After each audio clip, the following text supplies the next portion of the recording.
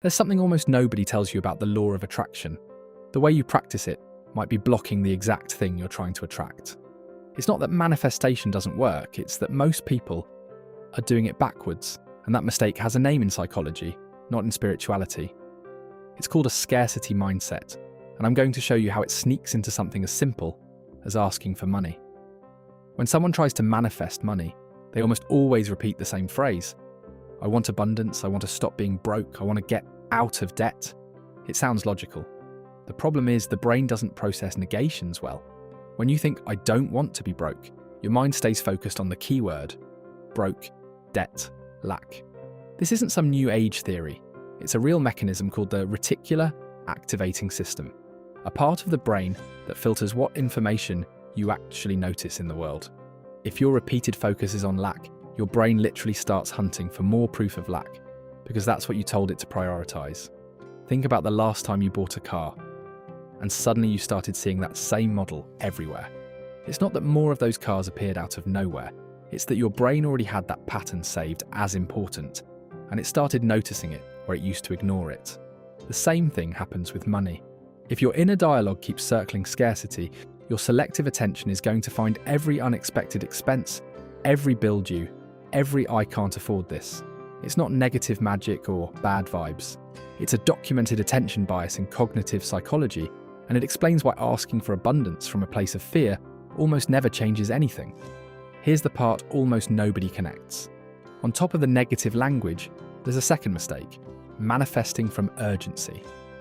When someone desperately needs money and repeats affirmations like, I need this to show up now, the body enters a stress state. And chronic stress is linked to more impulsive financial decisions, not clearer ones. There's behavioural economics research showing something curious. People under financial pressure tend to make short-term decisions, even when better long-term options are available to them. Scarcity literally shrinks the mental bandwidth available for calm thinking. So when you manifest from panic, you're not just asking with the wrong energy. In the spiritual sense, you're also sabotaging your own ability to decide well. The fix isn't complicated, but it is uncomfortable at first. Instead of focusing the mind on the absence of money, it's about training it to notice evidence that money is already moving around you, even in small amounts. It's not about pretending you're rich, it's simply redirecting that same selective attention we talked about earlier toward real signals.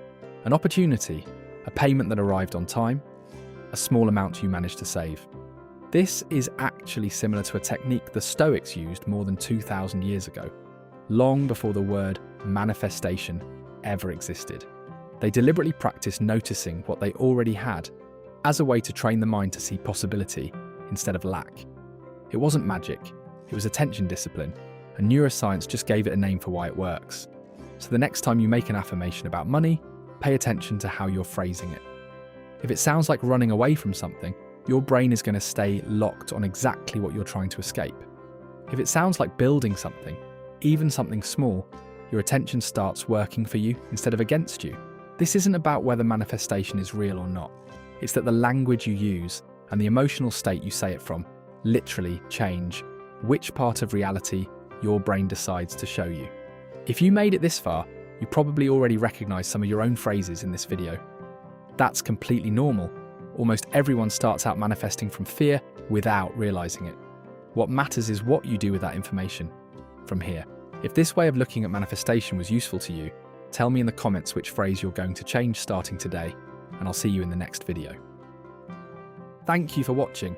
Subscribe for more content.